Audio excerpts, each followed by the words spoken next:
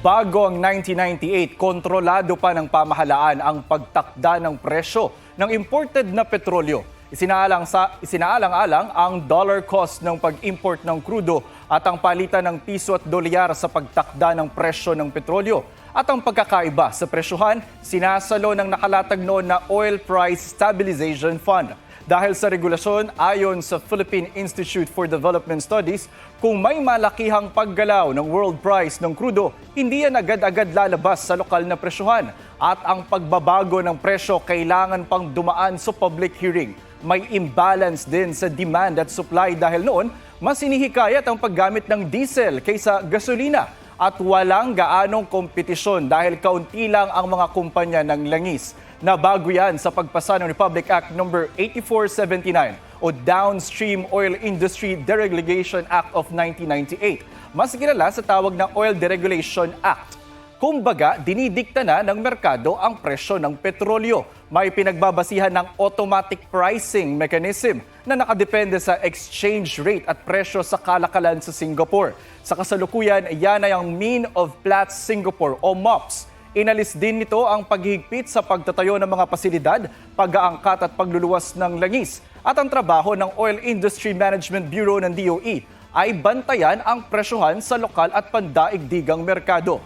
Pero dahil walang preno ang taas presyo, ilang taon nang iginigiit ng mga progresibong grupo ang pagbasura sa oil deregulation law. Si Energy Secretary Sharon Garin nananawagang i-review ang batas at nagmungkahing limitadong kapangyarihan ng Estado. Ngayon, si Senate President Tito Soto nagaya ng panukala para ibasura yan. Anya, dati pa niyang isinusulong na ibalik sa gobyerno ang kapangyarihan ng presyohan sa langis. Tugon ng Malacanang, Kongreso na ang bahala sa pagpasa ng panukala.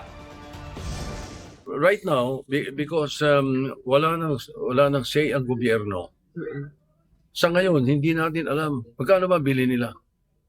Kailan nila binili? 2 weeks ago? 1 month ago? Hindi natin alam eh. Di ba?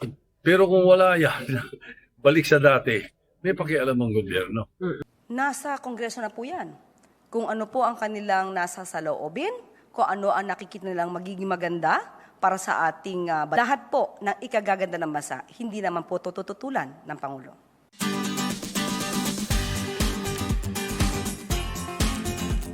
Hindi lang pala tao ang marunong dumiskarte, pati mga aso marunong nang mag-self-service. Ang kwentong yan at ng iba pang fur babies na aliw online. Pusuan sa report na ito.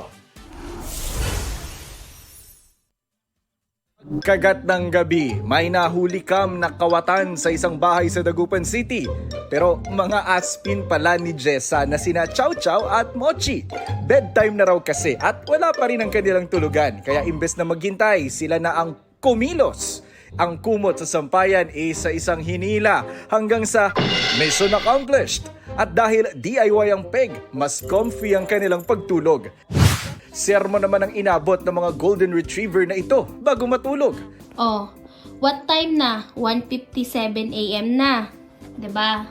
Tapos, ang gusto nyong mangyari, you want to play outside. Ha? Tinatahulan nyo ko kasi gusto nyo pang maglaro ng 2 AM? Dahil tulog na si Grandma sa kabilang kwarto, napilitan ng fur mom na si Mel Saint na gamitin ang kanyang ultimate talak. Mukhang effective naman. Ilang segundo lang, bait-baitan na ang mga fur baby. Sabay-sabay nagtulog-tulugan para hindi na mapagalitan. Hindi hele, kundi harana naman ang pampatulog ng fur mom na si Mary sa kanyang alaga. Ako ay mayroong alagang pusa na pagkaamo ng kanyang mukha. Ang awiting originally para sa mga aso, ginawa niya ng feline cover. At mukhang di lang sina Muning ang na-LSS, kundi pati netizens.